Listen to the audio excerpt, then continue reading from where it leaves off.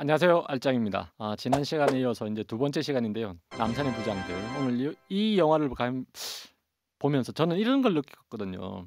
너무 이제 사실과 그러니까 동떨어진 부분이 픽션인 부분이 좀 몇 가지가 있어가지고 몰입이 되기는 됐는데 자꾸 이제 고개가 갸우뚱되는 거예요. 그래서 이제 어떤 것들이 좀 사실과 좀 다른지 그리고 진실이더라도 좀 우리가 좀 더 깊이 알아야 될 거 어떤 것들이 있는지 그걸 오늘 한번 말씀해 드리도록 하겠습니다.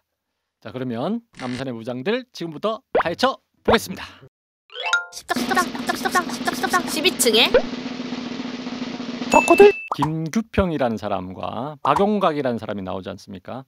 김규평이라는 사람이 이제 그러니까 김재규의 역할인 셈이고요. 그리고 박용각이라는 사람으로 나오는 게 결론적으로 말하면 이제 김형욱이지 않습니까? 그래서 대부분의 사람들이 이제 친구로 나오니까 여기서 두 사람이 이 두 사람은 다 이제 그 중앙정보부장을 거쳤던 사람이고 근데 사실은 친구가 아니었거든요. 나이는 김형욱이가 한 살 더 많습니다. 그러니까 황해도 출신이고요. 김재규란 사람은 경북 선산, 그러니까 구미시 선산읍 출신인 사람이에요. 그러니까 구미가 박정희의 탄생지지 않습니까, 그죠? 그러니까 결론적으로 말하면 김재규랑 박정희가 그 동양이고 사실은 육사 동기입니다. 김형욱이라는 사람은 김종필이라는 사람과 육사 동기예요. 김형욱이가 한 살 많지만 육군사관학교 기수로 보면 김재규가 좀 더 선배인 셈이죠.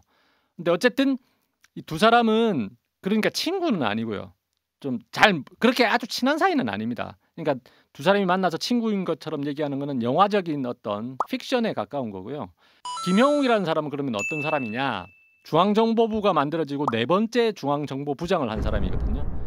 여기 중정이야. 이 사람은 근데 굉장히 탐욕스러웠대요. 내기 골프를 좋아했는데 공화당의 그 국회의원들이나 이런 사람들과 골프를 치면 한 번도 그러니까 이 사람에게 돈을 따본 적이 없대요. 왜냐하면 자기가 지고 있으면 중앙정보부 직원이 와가지고 가깝게서 찾으십니다 이래가지고 그래요 이거 가야 되겠는데 이러고 가버리고요. 자기가 이기고 있으면 어떻게 해서든 돈을 따냈답니다. 영화에서는 미국에 가 있지 않습니까? 가 있는데 가게 된 이유는 그 삼선개헌, 그러니까 박정희 대통령 아시죠?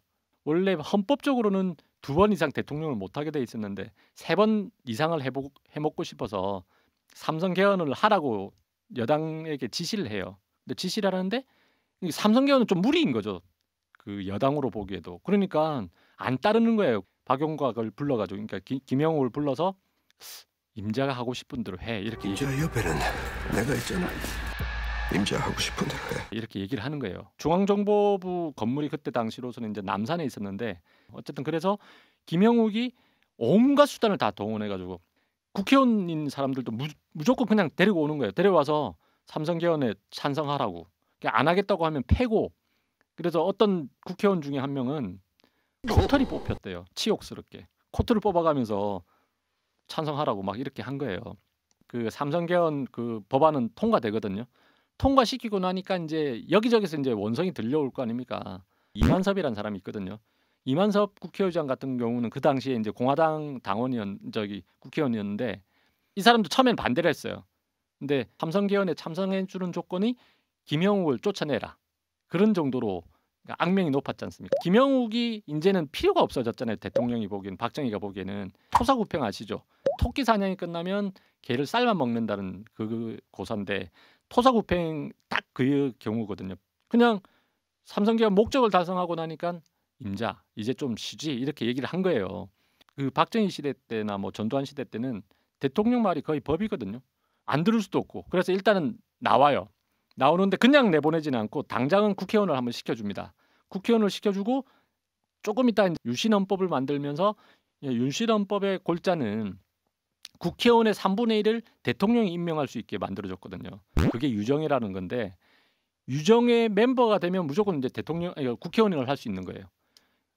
그 멤버에서 탈락을 시키버립니다. 그러면서 이제 김영욱은 알게 되죠. 박정희가 이제 나를 버리는구나.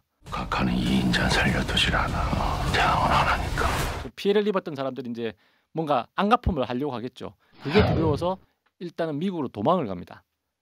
도망을 가는데 감시를 안 했겠습니까? 분명히 감시를 했겠죠.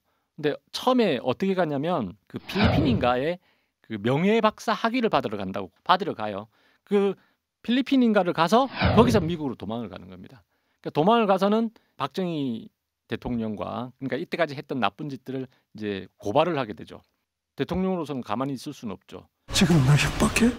껄끄러워했던 게 뭐냐면 김영욱이가 이때까지 자기가 있었던 일에 대해서 회고록을 쓴다더라. 그러니까 일종의 책을 쓴다더라 이러니까 그 책에 어떤 얘기가 담길지 모르잖아요. 영화에서는 김재규가 직접 가서 그러니까 김규평이가 직접 가서 이제 담판을 해서 가져오는 걸로 돼 있는데 제가 조용히 해결하겠습니다. 그렇지는 않습니다. 그것도 다른 사람이 가져와요.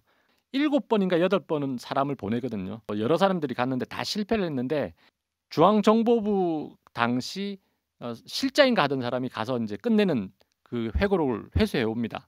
회수를 해 오는데 그냥 해오지는 않겠죠. 여러 가지 조건을 걸어요.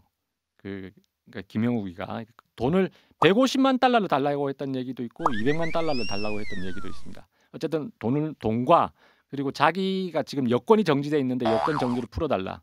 그리고 국내에 있는 재산 일단은 이제 마음대로 처분 못하게 법으로 막아놨으니까 그걸 풀어달라고 얘기를 해요.